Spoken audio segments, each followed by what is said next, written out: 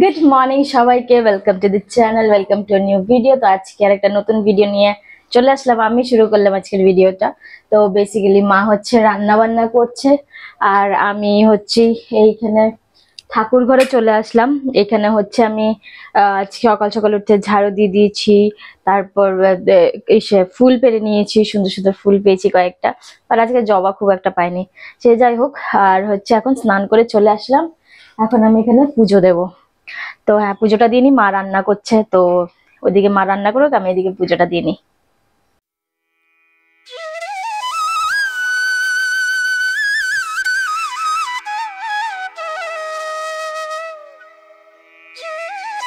সকাল থেকে মেয়ে ভিডিওটা শুরু করলো, তা আমি তো শুরু করিনি। আমার মনটা ভালো লাগে না, কেন কি সেরকম ভিউ হয় না কেউ। তো আগে হতো, এখন তো একদমই হয় না, তাই মনটাও ভালো লাগে না। তার মধ্যে মনটা তো এমনি খারাপ থাকে। তো কি করলাম, রান্না করিনি, যেটুকু করেছি, হ্যাঁ, গাছে বরবটি ছিল, সেটা দিয়ে আলু দিয়ে ভাজা করলাম।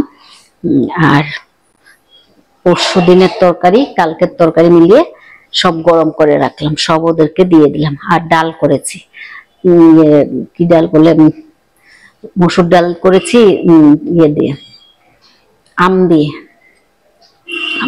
বড় মেয়ে অনেকদিন আগে এনে দিয়েছিল, তো শেষ আর হচ্ছে না, তো একখানা আবার আছে আরো।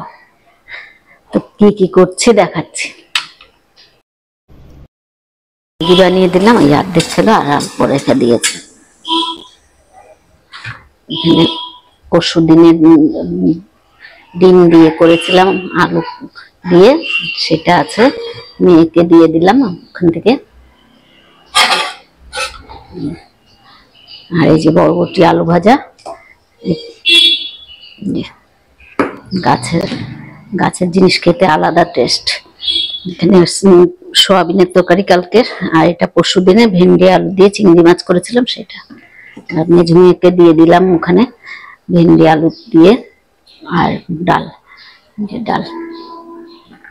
মেয়েদের টিফিনও রেডি। এখন 9:10 বাকি, 9:10 বাকি।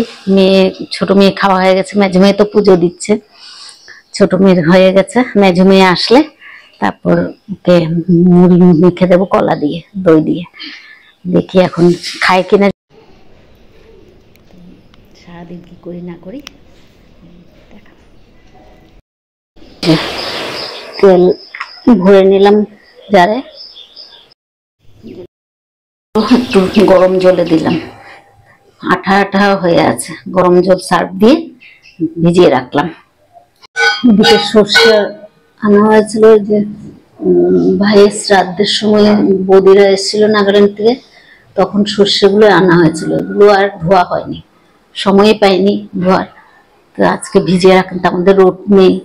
আজকে দেখছি একটু রোদ আছে এখনো অবধি, ভিজিয়ে রাখলাম, দেখি রোদে দেবো।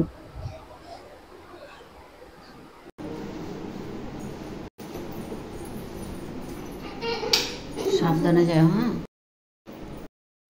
সর্ষে ধুয়ে রোদে দিয়ে দিলাম, আর এদিকে লঙ্কা গুলো একটু রোদে দিলাম, নাগা লঙ্কা,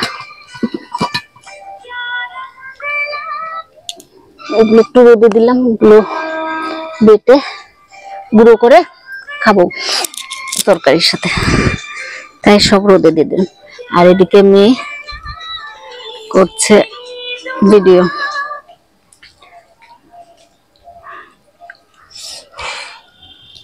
পিঁপড়ে প্যাকেট থেকে তেল সব ঝরে গেছে, এখন এটাকে জায়গা মতো রাখি। বিস্তারটি গুছানো হয়ে গেছে, রান্নাঘরটা পরিষ্কার করবো পরে। মেয়ের টিফিনও রেডি, এক মেয়ে তো চলে গেছে, আরেক মেয়ে যে রেডি। সাবধানে যাও, হ্যাঁ। হ্যাঁ, তো শুয়ে শুয়ে যাও।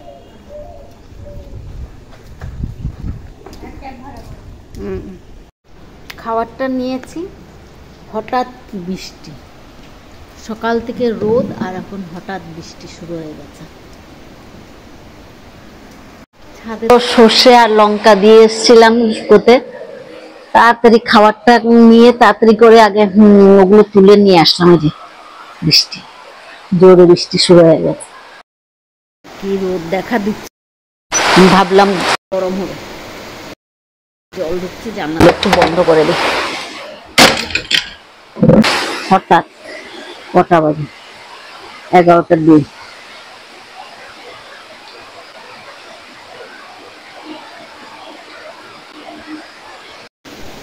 দিয়ে কলা দিয়ে মেখে নিয়েছি, খাবারটা তো খেয়ে নি, বৃষ্টি আসলো।